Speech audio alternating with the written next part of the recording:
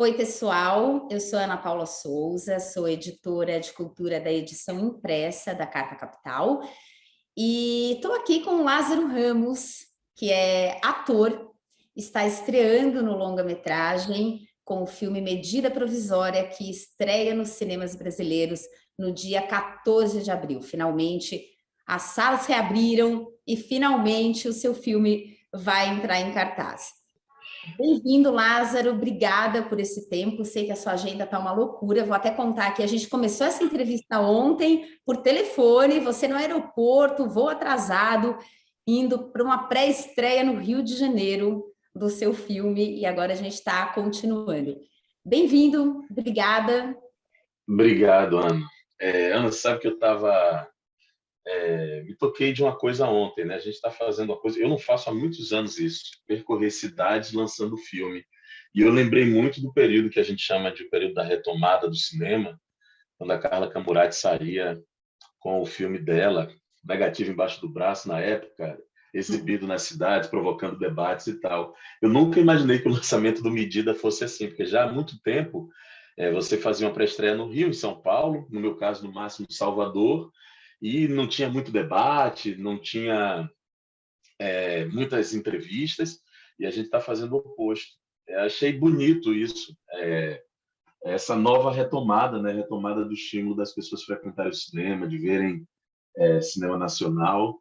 Acho que o fato da gente estrear no fim de semana, que a gente tem o desafio de ter dois blockbusters norte-americanos, deu uma gana também para a gente fazer isso, né? De batalhar pelo nosso filme ter espaço, ter escuta e atenção das pessoas. E eu estou cansado, você está vendo que a minha voz já está aqui baixinha, porque tem sido intenso, mas eu estou achando importante e muito emocionante, sabe? Vocês fizeram uma pré-estreia em São Paulo, Recife, Salvador e ontem no Rio, né? Isso. Tem sentido, Lázaro, porque o filme é um filme que busca uma comunicação com o público, então ele não é um filme didático ou um filme de causa nesse sentido, né? Você pode passar uma imagem, a gente falando que ele é um filme engajado, de que ele tem alguma solenidade, ao contrário, né? Mas ele é um filme que quer dizer algo, né? Isso que te motivou a fazer o filme tem ecoado nessas pré-estreias? Tem, muito. E acho que o formato também, eu acho que é muito adequado para o tipo de história que a gente queria contar. Eu acho que a peça original lá, O Namiga Não, do Aldo Anunciação, já tinha isso. E quando essa obra vem para o cinema, pelo menos para mim, pessoalmente, ela me contempla num lugar muito interessante. Porque é o seguinte, Ana, ao longo da minha carreira, felizmente, as temáticas raciais, a luta antirracista, sempre estiveram presentes. E em formatos diferentes para falar sobre isso. Que o monólogo do Opaió, que eu grito com Wagner, é essa temática. O Mister Brown, de uma maneira pop, na televisão aberta, tem essa temática. O Topo da Montanha, meu espetáculo de teatro que fala sobre a última noite do Martin Luther King, também tem essa temática, mas cada um explorando linguagens diferentes. O Medida Provisória, desde o início, a gente queria que fosse um filme que incorporasse muitos temas, né? Se você for fazer um estudo do roteiro e do jeito que ele conta a história, você tem pautas que estão no nosso dia a dia e cada vez mais hoje em dia, né? A luta pelo direito à vida, colorismo, frases equivocadas que são ditas sobre a questão, a negativa da existência do racismo. Mas a gente queria, e eu quis muito isso, eu quis fazer um filme que ele se comunicasse. E que ele se comunicasse para além do didático, ele se comunicasse num lugar de sensibilização e emoção. E o filme usou esses recursos todos do entretenimento. Tem comédia, tem melodrama, tem aventura, e no fim termina com um drama e com mensagem que oferece uma alternativa para essa luta, mais uma alternativa. Eu não sabia se isso tudo que estava na minha intuição daria certo. Apesar do filme ter passado 2 anos viajando festivais, exibido em vários lugares, e tendo uma conexão forte com o público estrangeiro, eu não sabia como seria no Brasil. As pré-estreias têm me surpreendido positivamente, porque, assim, a frase é um filme necessário, é uma frase que se repete muito, e eu acho simbólico se falar sobre isso nesse filme. As pessoas se sentindo bem representadas pelos personagens e pela história. as pessoas se sentindo empoderadas. Isso foi muito importante de ver, porque eu não queria que fosse um filme somente que ativasse a dor nas pessoas. Passa pela dor em algum momento, mas a intenção dele toda é fortalecer. E eu estou vendo isso acontecer, desde coisas mais explícitas, como discursos das pessoas na porta do cinema ou nas redes sociais, falando da importância, falando da luta antirracista, até coisas simbólicas, como pessoas que se arrumam para irem para o cinema para este momento e para compartilhar desse momento. Eu estou surpreso positivamente, agora eu estou ansioso para ver os debates que vão provocar, porque eu não queria que esse filme ele ficasse somente na sala de cinema. Eu acho que eu vou me sentir... Vou sentir que o nosso trabalho foi mais útil se, após abrir a porta do cinema, a conversa continuar. Porque o filme abre muitas janelas e eu acho que a função dele é essa, abrir essas janelas e levar esse debate para o nosso dia a dia de uma maneira diferente do que a gente tem levado, que é muitas vezes discutir isso somente em momentos de crise. E quando a gente discute nos momentos de crise, muitas vezes vem um vômito, mas a gente não avança, a gente fica sempre estacionado em coisas urgentes que a gente precisa fazer. Quando a gente começou a nossa conversa ainda por telefone, você contou que você usou uma pesquisa que foi feita sobre, mais do que uma até, sobre a presença dos negros no audiovisual brasileiro. E você falou da importância do Jordan Peele, como alguém que te inspirou. E aí eu falei assim, é muito importante ter um diretor negro. E aí você falou assim, não é o diretor, né? E aí você não é só, e aí você falou da presença de negros na equipe do filme, então no figurino, na direção de arte. Como foi esse processo? Ele era uma meta para você, Lázaro? Você pensou, eu preciso ter uma grande presença negra nesse filme, em todos os lugares desse filme? Ana, na verdade, essa já é uma prática que a gente tem lá na produtora há muitos anos, né? O programa Espelho, que eu apresentei por 17 anos no Canal Brasil, ele é um programa que sempre teve uma equipe negra, por um reconhecimento desses talentos todos que existem e pela contribuição que as minhas equipes sempre trazem aos projetos que eu faço, né? A gente, por exemplo, no Espelho, a decisão de pautas, sempre tinha uma reunião com a equipe, podia ser o Cabo Man, mas todo mundo estava lá falando, dizendo, olha, eu acho que falta isso na televisão, esse entrevistado é importante, esse tema é importante. Os projetos sempre enriqueceram muito com essa presença. A pesquisa que eu li há anos atrás, essa pesquisa já deve ter sido renovada, mas ela falava de algumas coisas, da falta de mulheres negras em papéis protagônicos, e mais ainda, e que não fossem apenas em trabalhos de serviço ou em posições subalternas. Pensando-se nos técnicos, a falta de planos de carreira para esses profissionais, muitas vezes ficavam ocupando outras funções e não conseguiam ascender, apesar de já terem talento para isso. Narrativas viciadas por um olhar de quem escreve, que às vezes era parcial, pensava somente uma parte da existência de um personagem. Unificação de coletivos negros. E tudo isso motivou muito a fazer o filme nesse formato, para dar esse passo. O que é que aconteceu? Hoje a gente tem um filme na história do cinema nacional, não sei se isso é para celebrar, acho que não, inclusive, que tem mais negros à frente e atrás das câmeras, né? Acho que não é para celebrar, mas posso contar o que aconteceu.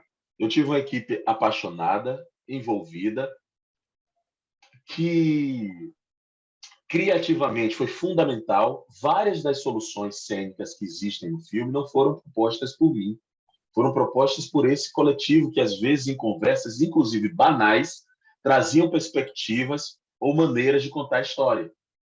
Medida provisória, para mim, a grande vitória é justamente essa, ter essa voz coletiva poderosa, competente que a gente tem, que não tinha se reunido ainda para contar essa história. Acho que é um filme muito do momento, eu acho que ele foi feito para esse momento.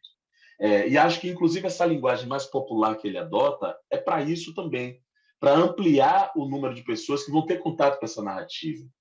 Por isso, inclusive, Ana, que eu fiz questão de registrar isso num livro, que eu não sabia que era um livro, mas quando começou a pré-produção do filme, eu comecei a me gravar espontaneamente. Era para mim. Eu gravava para ver assim, se as minhas teimosias, anos depois, eu ia achar que fizeram sentido, porque eu teimei muito em algumas coisas. E aí eu me gravava, as dúvidas, a solução que eu fiz no dia, conselhos que eu recebi. E eu gravei isso várias vezes, alguns dias eu não conseguia gravar. E quando eu fui transcrever e ler, eu entendi que era uma informação importante de ser compartilhada. Virou um livro chamado Diário do Diretor, Medida Provisória, porque eu acho que é uma pesquisa que a gente está só iniciando aqui no nosso mercado brasileiro, né? Acho que a gente explorou a dramaturgia com personagens negros muito aquém do que a gente pode fazer ainda, principalmente nesse país que tem tantas histórias e tantos motivos de inspiração para a gente ter uma presença negra com respeito que essa presença negra merece. Quais foram as suas teimosias maiores nesse? E aí você estava falando, eu me dei conta de que a gente não falou nada sobre o filme, né? Para quem não Pois tem é. ideia do que seja o filme, ó, mas aí é o erro da pessoa que está entrevistando, né? Mas você pode falar das duas coisas. Namíbia Não, o espetáculo deu origem ao filme, escrito por Alder Anunciação, que conta a história de um Brasil do futuro, num tempo que um advogado processa o Estado brasileiro pelo tempo de escravização. O Estado reconhece que essa reparação tem que ser oferecida à população negra, que no futuro é chamada de cidadãos de melanina acentuada, e a reparação, que começa como uma benesse, é a de mandar todos os negros de volta para a África. Esse é o mote do filme. A história que é contada pelo ponto de vista de uma família formada por um advogado, feito pelo Alfred Enoch, um jornalista, feito pelo seu Jorge, e uma médica chamada Capitu, feita pela Thais Araújo. E algumas teimosias, por exemplo, assim, a maioria dos conselhos que eu recebi diziam que eu tinha que começar o filme, tirar toda a parte de comédia e de cotidiano que o filme mostra no começo, e que eu tinha que começar já com a perseguição aos negros. E não foi uma pessoa só, não. Tá? Foram as 5, 6, 7 cineastas experientes, amigos, que eu pedia conselho no roteiro.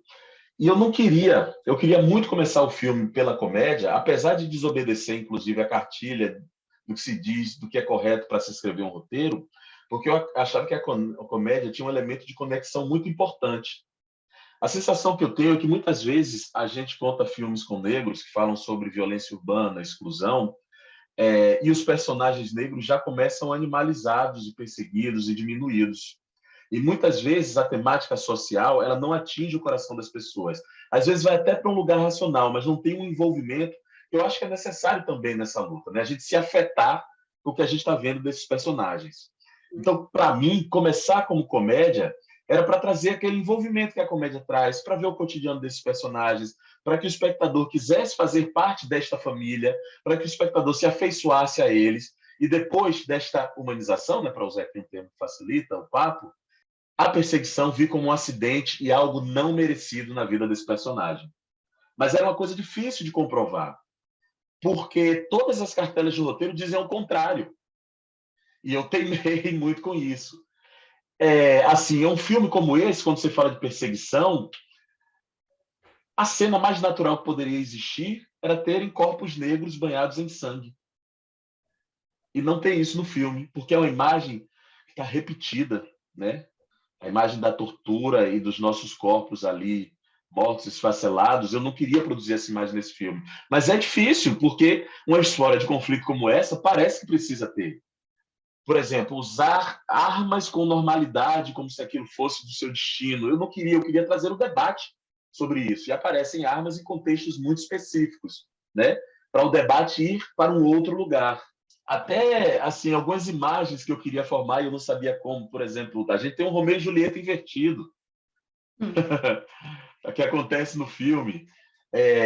Muita gente sugeria que eu tirasse algumas cenas mais lúdicas e poéticas, porque pareciam não contar a história. E eu, particularmente, e agora vendo as pré-estreias, percebi que esses momentos são fundamentais. Tem uma cena de dança que não conta nada, não leva a história para frente. Mas, para mim, é tão importante ver aqueles personagens celebrando a vida. Celebrando a vida ao som de Elza Soares. Isso diz muito, sabe? Isso é nosso. E eu lutei para não tirar essa cena, porque é um ponto de vista, eu achava que tinha que ter essas coisas. Claro que falar sobre nossas dores, mas mostrar também assim os outros aspectos da nossa existência, né? E eu fico feliz com o resultado do filme mesmo. E digo de novo, Ana, acho que é um filme muito feito para a nossa época. Eu não sei se eu fosse filmar uma história parecida como essa no futuro, daqui a 3, 4, 5 anos, se eu faria igual. Mas eu acho que ele tem uma utilidade para o nosso tempo histórico, sabe?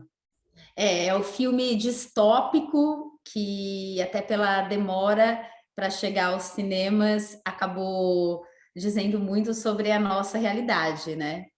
E aí, Lázaro, é inevitável a pergunta sobre as dificuldades que vocês enfrentaram para o lançamento do filme. Vocês tiveram uma troca de distribuidora e Uhum, passaram ali por uma dificuldade burocrática que acabou sendo noticiada pela imprensa e você uhum. se sentiu, pelo que eu entendo, perseguido pelo governo para conseguir colocar esse filme na rua. O que foi esse processo todo? De que forma você se sentiu agredido? Como você foi agredido?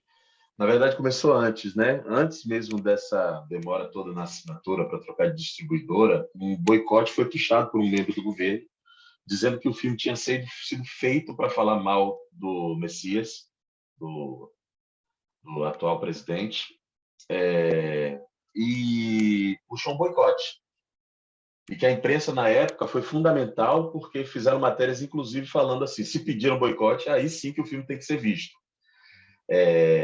Declaradamente. E, enfim, essa pessoa queria se fazer relevante através do trabalho da gente. Né? Nós estamos trabalhando ao invés de ficarmos espalhando fake news, injustiças, perseguições e violências, como é da prática deles. Logo depois, a gente precisava de uma assinatura simples, porque o filme, na verdade, está todo correto com as práticas vigentes das leis de incentivo e de captação de recursos. Né? A única pendência que tinha era uma assinatura para trocar de uma distribuidora pela outra. Essa assinatura demorou mais de um ano para ser dada. A gente insistentemente, a produção, né, entrava em contato pedindo e não tinha uma clareza do porquê isso não acontecia. Na época do Festival do Rio, a gente não pôde divulgar a data e depois de ter adiado o filme 4 vezes, a gente precisou dizer, vir a público, falar o que estava acontecendo. Naturalmente, logo veio a frase de que a censura também se faz pela burocracia.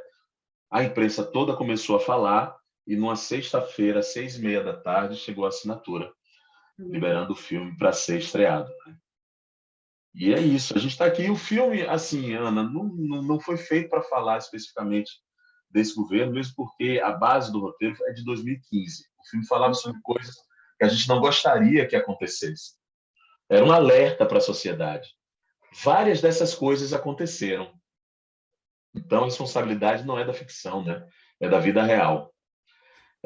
Agora eu te digo, se eu tivesse oportunidade de refazer esse filme para falar coisas desse governo, eu faria. Porque eu acho que a arte está precisando refletir esse tempo que a gente está vivendo. A arte serve para isso também.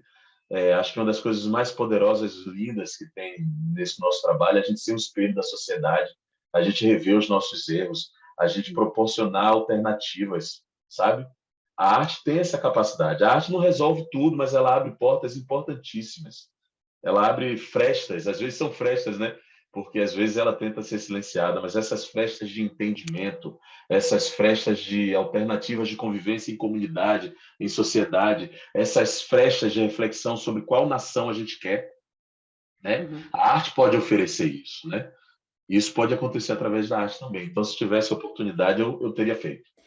Lázaro, você está, para a gente, né, que olha de onde a gente está olhando, num momento muito potente da sua carreira. Você fechou um contrato com a Amazon, né, num lugar muito interessante, né, que é um lugar criativo e executivo ao mesmo tempo. Acho que é até legal você falar um pouquinho sobre esse projeto, se você puder. Mas queria também te ouvir, a gente já está se aproximando do final, sei que o seu tempo já está acabando, mas te ouvir sobre esse caminho, né? Porque você está colocando um longa-metragem na tela e é uma longuíssima trajetória, uma trajetória admirável, acho que para todo mundo que conhece o seu trabalho.